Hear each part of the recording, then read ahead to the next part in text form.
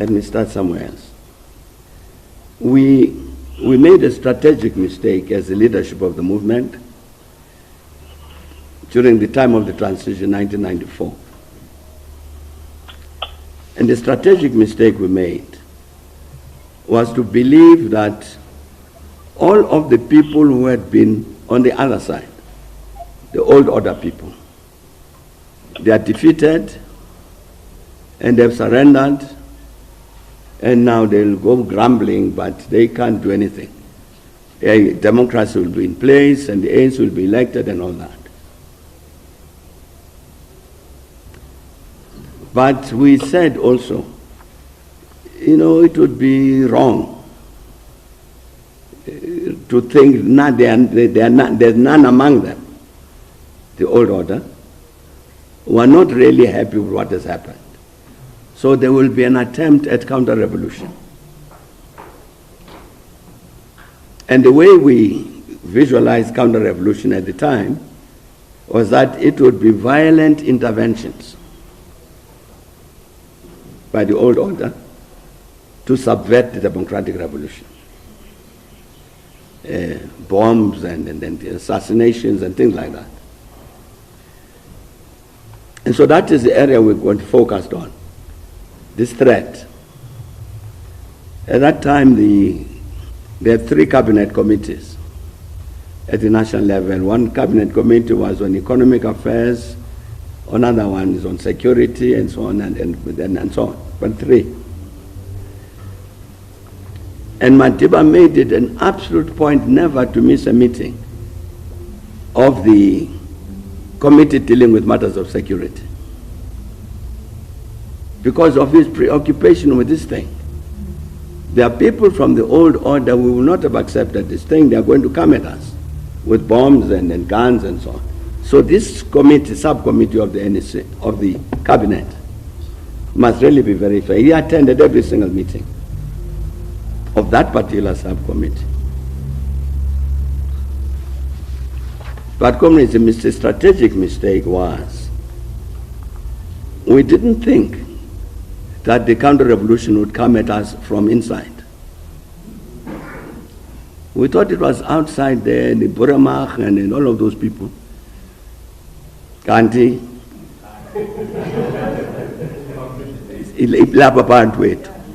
It's in our ranks. And is active, hasn't died.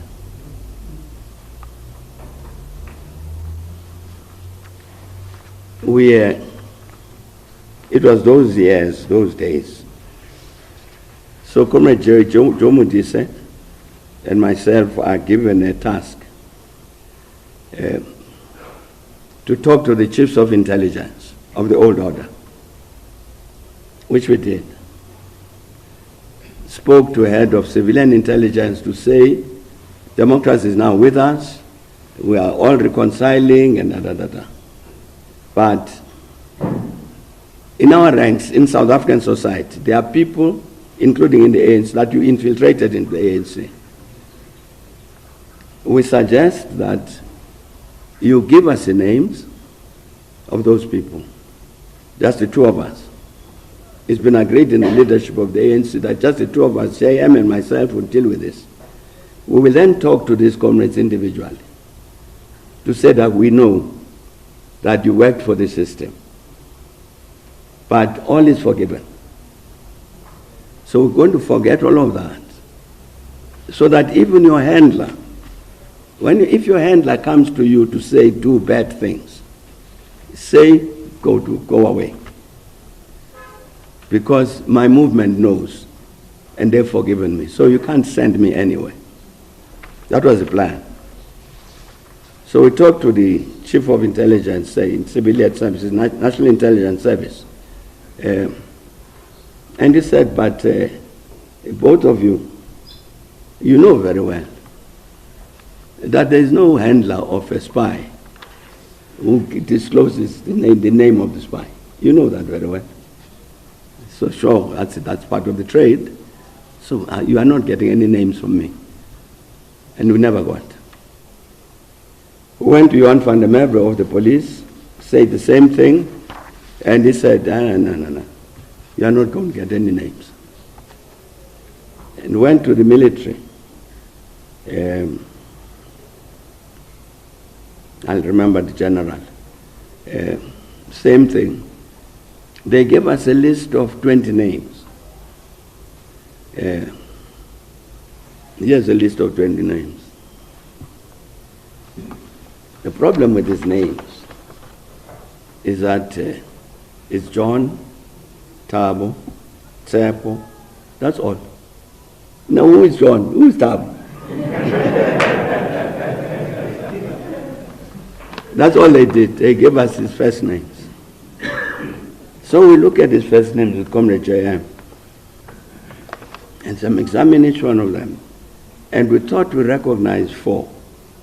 That this one must be so and so. No. So indeed we called these comrades individually, we talked to them.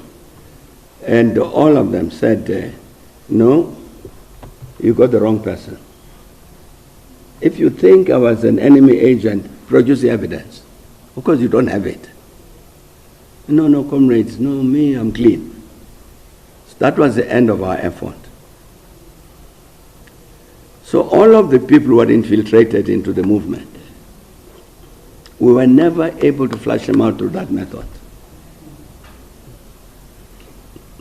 Even when we constituted the new intelligence services, the comrades working in the intelligence services managed to find 1, 2, or 3, or 4. The bulk they didn't. I'm saying, Comrade Billy, that we were looking for the counter-revolution which was going to come at us from there, but it was in fact inside. It's got a political platform. This same thing about Mandela sellout comes from that political platform. This thing about overturn this system that we set up here in the country, give supremacy to parliament, comes from that. Now, I'm mentioning this to say, I think the time has come that as a movement, we don't pussyfoot around this matter, which is what has been happening. We don't pussyfoot around this matter to say there was a counter-revolution that was put in place in order to defeat us. And this is some of the things that it did. All of this destruction that we see in the state corporations and so on, is a very systematic process. To this day, people are chosen by somebody there to serve on the boards of the state corporations. That we must talk more openly about that and explain its political agenda, its political platform, so that people are able to see that this comrade was going to come to me to say, me, I'm a great defender of the elected people of the country. They can't be overthrown, their decisions overturned by these unelected judges.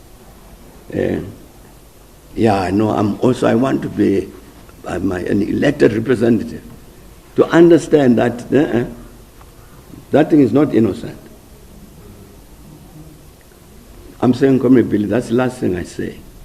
To understand, as we're confronting these challenges, asking ourselves the question, what will come out of Nasrec at the end of the month? To rebuild the ANC in the way that Billy was talking, to be able to resolve the actual problems of staring in the face.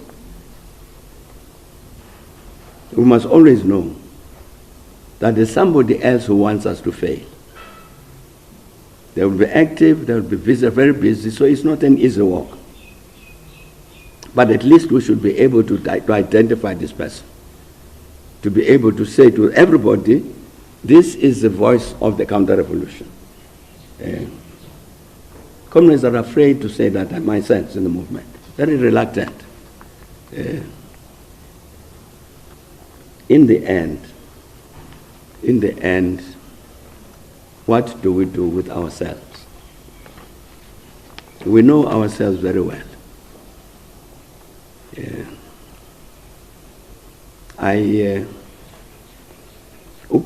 I was asked a question somewhere. It was, I think, about ESCOM or something. So I answered the question. So it's the media reported it. And Gwede complained that I should not have answered that question. I should have discussed it first with him, with the officials. I mean, that kind of thing. What do I do? I'm sure he's going to say I should not have spoken to you today without...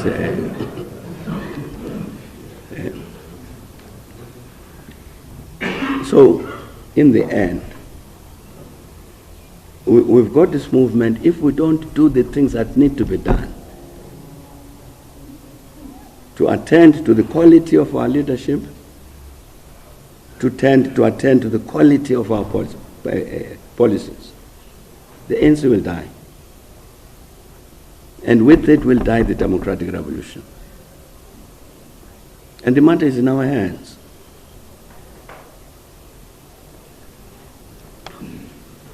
I was just going to give you a little example of the need for us to talk to ourselves frankly. Many, many years ago, various comrades like Joel Nechtenge and others, they said, look, we, as national government, and particularly presidency, we need to have a process of interacting with the ordinary people.